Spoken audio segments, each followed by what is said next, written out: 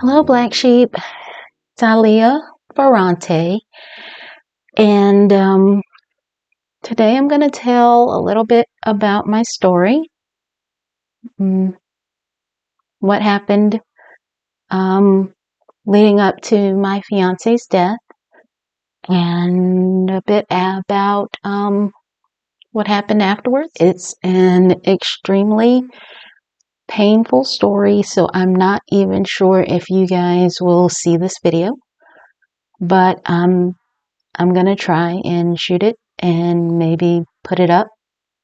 I did a poetry reading, and one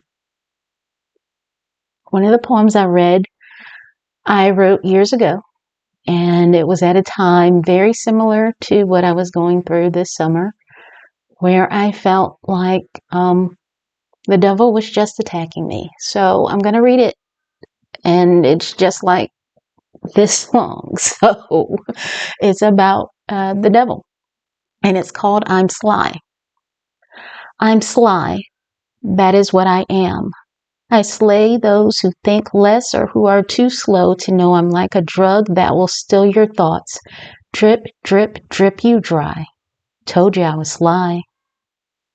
When I saw that poem, I had remembered writing it, but I thought it was really something that I could have used when I was grieving my fiance's death. Before he passed, I came to believe in God. He didn't even try to help me believe. He just talked about his experiences, and it wasn't a situation where he's trying to convert me or preach to me. He would just, in conversation, he would talk about an experience he had, and it was related to whatever we were talking about, and about how much God had helped him through something. And I mean, I could just feel the spirit coming off of that man and his happiness and joy. And it made me believe. And it seemed as if as soon as I started to believe, my life just went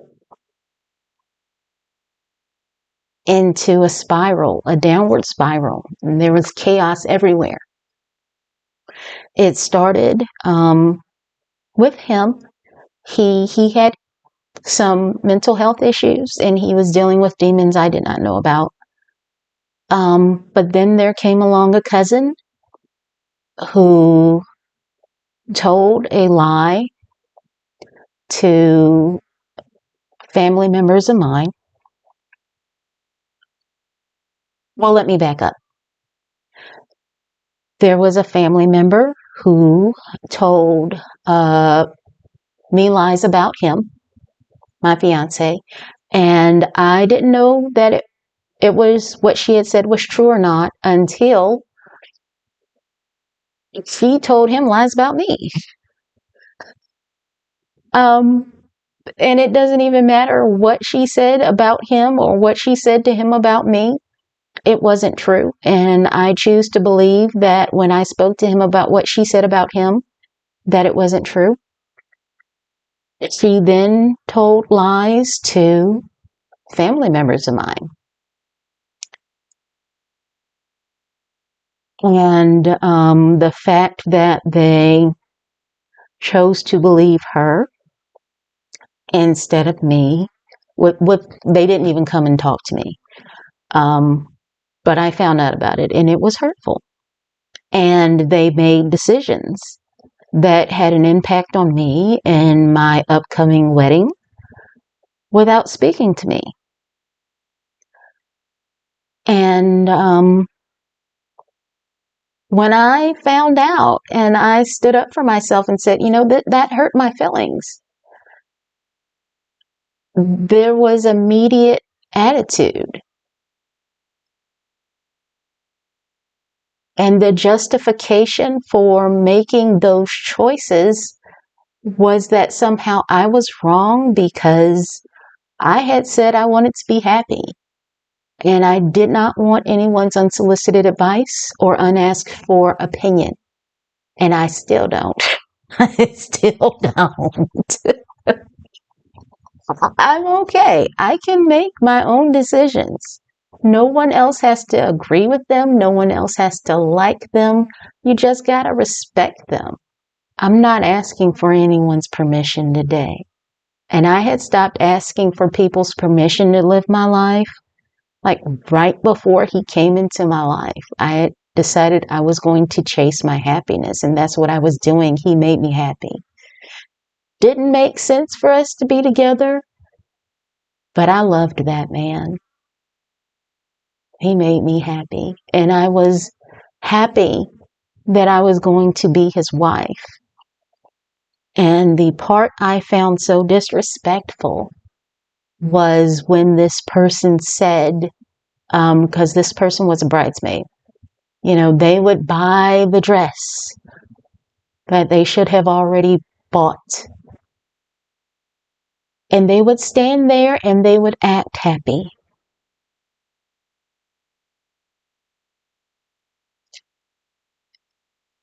And in that moment, I realized that there was a big problem, that this person just really did not know me. Because if I wanted to be married, I could have been married years ago. My fiancé and I could have gotten married without the wedding. He wanted to. We could have been married when he passed. I chose not to marry him. I chose not to marry any other guy that I dated before him. That was a conscious decision, just like my decision to say yes to his proposal was on purpose. It wasn't because I wanted to be married. It was because I wanted to be married to him. I knew God put that man in my life, and the thought of standing there, entering into a covenant between me, him, and God with people who are just pretending to be happy for us, that didn't sit right with me. It still doesn't. Why would I want you standing next to me if you're not genuinely happy for me? Like, you're supposed to be one of the people I turn to when me and this man are having problems, because you're supposed to be there to help me see what I need to do to make the situation better. How can I, as a wife, turn this situation around? So I felt like that person didn't know me. And it became this whole big thing, especially when he passed. It's like people, I felt very alone. From that one conversation, other people in the family were told, formed opinions. I didn't say anything, but people didn't even speak to me to ask me my side. Like, they didn't even give me the respect of a conversation. They just assumed that every word this person said was true, and they made an opinion about me and where my head was at, I suppose, and decided that, they were either going to be mean to me and bully me or talk bad about me. And I mean, these were family members of mine, family members of his, people that I thought were friends. I mean, these were people that I thought loved me, and it genuinely hurt. It did. And it still does. And I just felt all of this negative energy, and I didn't even know who said what, when, where. I just unfriended and blocked a lot of people. And I had to do it that way because I could not grieve his death and deal with all of that. I could not deal with the fact that that man would no longer be in my life, and my best guy friend couldn't be bothered with explaining why he did what he did, which was ghosting me when I needed a friend more than anything. I couldn't deal with the fact that people I loved that should have been my support were calling me names and mean to me as if I had done something wrong when I didn't do anything. And I was just lost. And honestly, I just did not want to do anything but crawl in a hole and hide.